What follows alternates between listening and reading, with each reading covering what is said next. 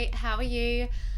Hope you're well. Today I just want to do a quick video on how to ignore digital distractions. There was a question in the Smart 20s Facebook community about how any tips and tricks to avoiding looking at Pinterest all the time, Instagram, Facebook, our phones all the time. We just want to pick them up and look at them, and even if they haven't gone off, we want to look and how to stop yourself from doing that. So this video probably won't be as long as my others, probably also because I am quickly losing light, but I really just wanted to film this and answer that question. I don't edit these videos.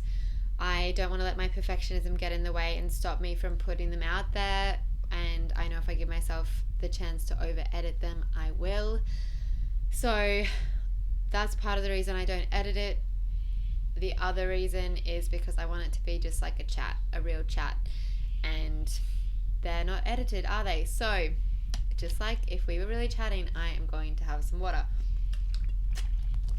So digital distractions, I don't think digital stuff is a bad thing. Like, I know there's so much chat around how much social media should we use and all that kind of thing.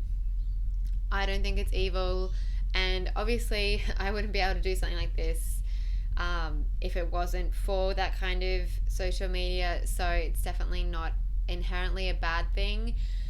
It does, however, give us the opportunity, even more of an opportunity, to procrastinate, and that's what I want to talk about today. I don't think the issue is a short attention span, though many will tell you it is. I really don't believe it is.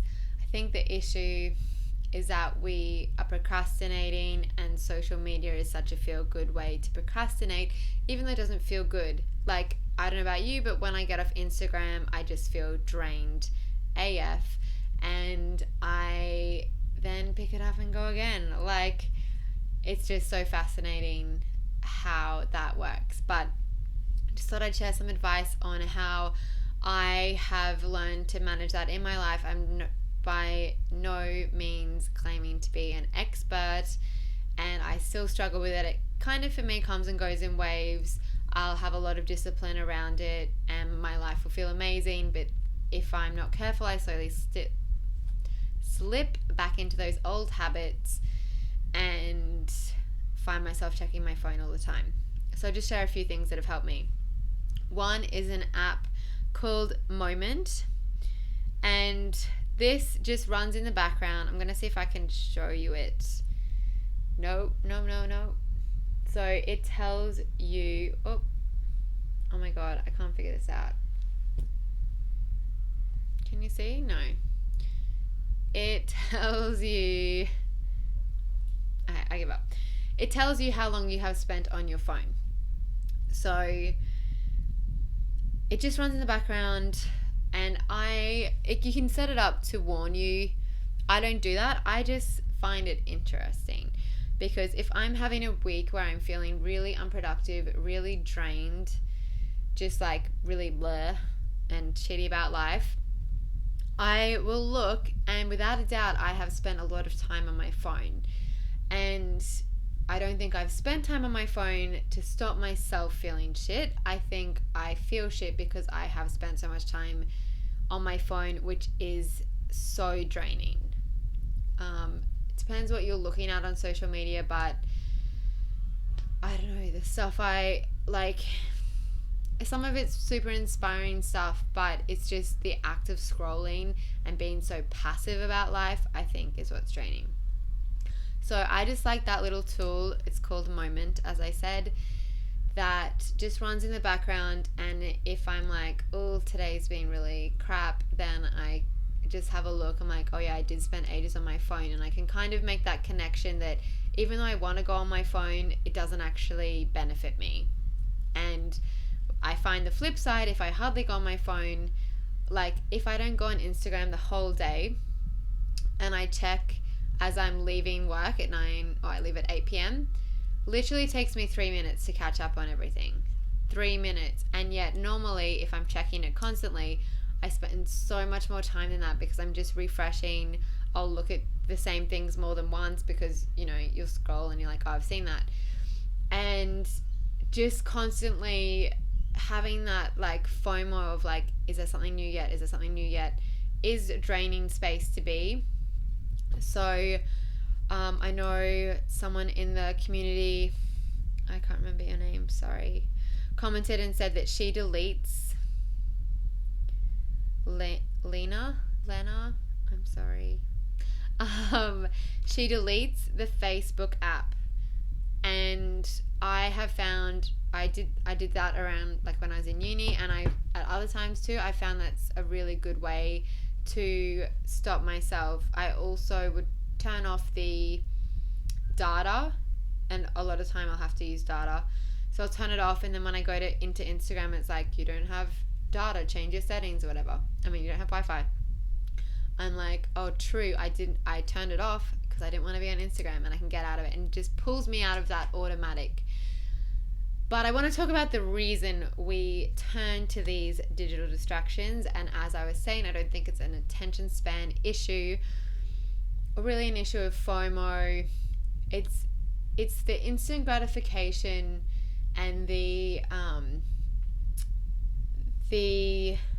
avoidance. So procrastination is avoidance. So we are avoiding a feeling. So we are avoiding boredom. We are avoiding feeling challenged, feeling overwhelmed, feeling unsure, feeling dumb, feeling scared, feeling insecure, feeling tired. When we procrastinate, we're just trying to really escape a feeling. Sometimes we procrastinate for a few minutes, sometimes a few days. Oh, I should stop bumping this desk. And sometimes it's a few years, but we are trying to distract ourselves from a feeling because we haven't learned, like no one taught us in school how to feel your feelings. So we try to avoid them, and social media is a very convenient way to avoid them. So I think the real answer in avoiding digital distractions is emotional management. I know that doesn't sound fun, and it's not, because you'll have, you know, it's feeling bored instead of trying to distract yourself from it. It's feeling challenged. Like, you know, if you procrastinate around study, you're procrastinating because either you hate that feeling of not knowing the answer, you don't like feeling like you're going to fail, you don't like feeling challenged beyond what you feel capable of. There's so many things we try to avoid, and we try to get that instant gratification, that we try to, as quickly as possible, put ourselves into a better feeling. And that makes total sense, but we need to learn to feel good feelings and bad feelings. Bad feelings are a part of life. I could go on about this all day, but when people say like just think positive, like I think it is important to think positive, and I did a whole video on the fact that Steve and I every day say 3 good things, one thing we're grateful for, and that part of the reason for that is to train our brains to see the positive. But I don't think that negative emotion should be avoided. Like, it's good to focus on the positive, but to also process the negative and to feel it, so that you don't do things against your own will to avoid processing it. Do you know what I'm saying?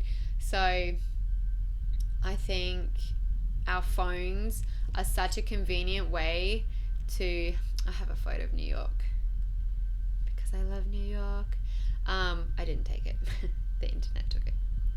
Google Images. Anyway, I think that our phones, like, this isn't the problem, and if it wasn't this, it would probably be something else. And the media loves to say, back in my day, blah blah blah blah. I think there have always been ways to procrastinate. This is the one for our generation. And the answer is really being aware. Why am I, like, so what I've done at different times, especially when I was studying, but I do it every now and again, is I will have a piece of paper and I will just take note. This is how much of a nerd I am. I will just like take note of, so every time I go to pick up my phone, I'll write down how I'm feeling. So often it'll be bored, and I'll have to think about it sometimes because I won't really know how I'm feeling. It's just such an instinct to avoid any kind of negative feeling. I'll feel challenged. I'll feel like unsure of how to answer something. Feel overwhelmed. I'll feel restless, and the restlessness is part of that uncertainty, I think, and just being uncomfortable in that space of uncertainty. But I just write down how I'm feeling to be like, oh, you know what? The reason I'm checking my phone isn't because I'm addicted to Instagram or whatever. It's because I'm looking for a distraction because I'm currently feeling like I don't know what to write. So instead of not knowing, I'm going to look at my phone because that'll distract me from the fact that I have no idea what to write. So I think that piece is really where it's at. And once you figure that out and can manage that, then the rest sorts itself out. So any app, like deleting the Facebook app is great. But that's kind of just treating the symptom, whereas the mindset stuff, as always, treat the cause and the symptoms go away. So my advice is really to learn how to feel negative feelings. How shit does that sound? That's why we don't do it. But to be like, blogging such a great example because the amount of time I spend feeling uncomfortable is insane. I would say that I feel almost all the time blogging feeling uncomfortable and wanting to avoid it and wanting to look at my phone and wanting to go and eat something, and I just feel myself feeling so restless.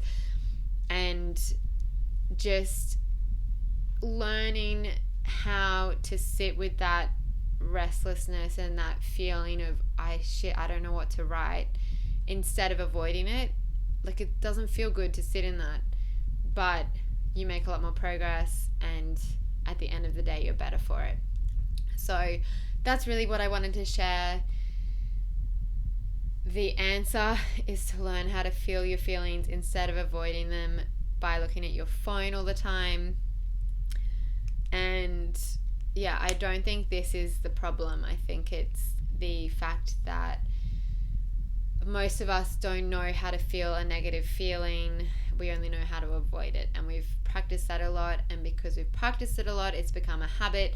So now we don't even realize we're feeling a negative emotion until, like, we actually often don't even realize it. All we know is we've been looking at Instagram for 3 hours. Like, you know what I mean? So just building awareness around that, around what you're trying to avoid, and learning how to sit with that. I don't think you need to flip it into a positive emotion. I think you just need to learn how to sit with it as a negative emotion, and it's not going to feel great. And I'm sorry that's the answer, but that's what will actually solve the problem. Because yeah, I mean, you can use all those little apps and whatever to, they can help you bring some self-awareness around what you're doing. But if the only thing stopping you is an app, then like, you're gonna find another way to distract yourself. You might go and look in the fridge constantly. You're not even hungry, you're just bored, and you just want to feel anything but the negative feeling. Or you want to quickly create a new negative feeling, which normally happens when you eat something when you're not hungry. But it's really that learning that emotional management piece, which, as I was saying, isn't fun, and building awareness around why you are constantly distracting yourself. So it could be Instagram, Pinterest, Netflix, YouTube videos, even inspiring YouTube videos. At the moment, I love Evan Carmichael's channel. He puts together these amazing series, and as I have said in other videos, I'm always been obsessed with celebrity interviews and like what makes them successful and what makes everybody so fascinated in them, and what do they know that everyone else doesn't, and are they happy, are they fulfilled? Like, I just find it so interesting. He has this top 10 rules for success series, and each one features an entrepreneur, an artist, a celebrity, all of those sort of people, and just has 10 little snippets from interviews. And there are some really, really amazing ones. Like, I watch so many of these videos. Thank God he pumps out a lot of them. I don't like that sentence. Anyway, that's like, I watch a lot of that, but at some point I have to be like, okay, what are you avoiding? Like, yeah, do you know what I mean? It is inspiring, and watching inspiring videos can also be a way to procrastinate once it gets to a certain point. Wow, I am losing light fast, aren't I? I'm nearly done though. Yeah, watching inspiring videos can be procrastination, and especially if you never do anything these inspiring videos tell you to do, it's procrastination. It's a really passive way to feel productive. It feels, and I mean, it's I love watching inspiring videos. I'm not trying to tell you to stop, but if you never put it into practice, and also if you don't say you have enough time to do that thing to put it into practice, well, spend less time getting inspired and spend more time doing. Easier said than done, but it can be done. So just be aware of why you are distracting yourself. What are you trying to avoid? What feelings? And often it can be fear. So, and all different kinds of fear. But just wanted to share my thoughts around that. I hope it's been helpful for you. If you have any questions that you want to ask me, or any videos you'd like me to do, please send me an email, sam@smart-20s.com. My blog is smart-20s.com, and I have written quite a lot over there. So head over there, join the Smart 20s community on Facebook. Yeah. Hope you've liked this video, and I will talk to you soon. Bye.